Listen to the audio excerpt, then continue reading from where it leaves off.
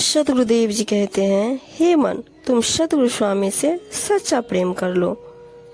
जो जन विनम्रता पूर्वक उनकी शरण में आते हैं, उन सब का उद्धार अवश्य होता है। थोड़े समय के इस सुंदर शरीर को देखकर भूल में मत पड़ो। इसका इस प्रकार नाश हो जाएगा जिस प्रकार घास की पत्तियों पर पड़ा हुआ शीत पाला कुछ ही क्षणों में नष्ट हो जाता है। यह कच्चा दुर्बल शरीर अंत समय में रेत की दीवार की भांति गिरकर बिखर जाएगा। मनुष्य जन्म का ऐसा सुनहरा अवसर प्राप्त है जो फिर नहीं पाओगे। यह सारा मनुष्य जन्म यूं ही कहते सुनते आजकल में बीत जाएगा। सतगुरु कबीर साहब जी कहते हैं, सतगुरु स्वामी की सहायता से इस शरीर रूपी घर पर चढ़ाई करो और मन इंद्रियों के सभी विषय विकार रूपी शत्रुओं को जीतकर अपनी विजय का नगाड़ा बजाओ। साहिब जी अपनी साखी में कहते हैं, शुभ और अशुभ कर्म पूर्वले रति घटे न बढ़े, होनहार होवे पुनि सोई चिंता काहे करे।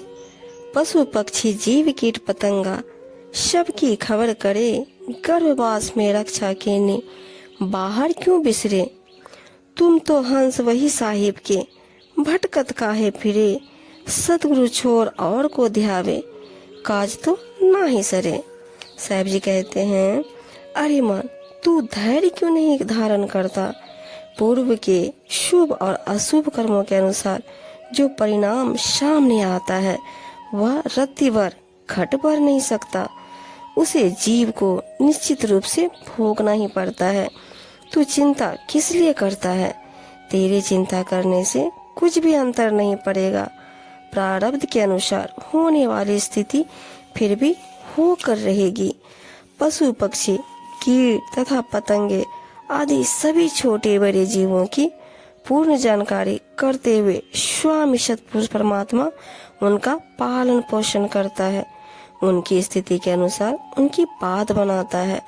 तब उसने माँ के गर्भ में यातना सहते जीव की रक्षा की है, तो वह उसे बाहर के संसार में क्यों भूलेगा। निश्चित रूप से उस पर उसका दया भाव बना रहेगा। तू तो उसी साहेब परमात्मा का हंस जीव है, फिर किस लिए इधर उधर भटकता फिरता है। तू सदगुरु एवं उनके सत्य ज्ञान को छोड़कर अन्य देवी देवता को मानता तथा उनका ध्यान करता है। इससे तेरा कल्याण कार्य कभी सिद्ध नहीं होगा। तू आवागमन के चक्कर में परा दुख भोगता रहेगा।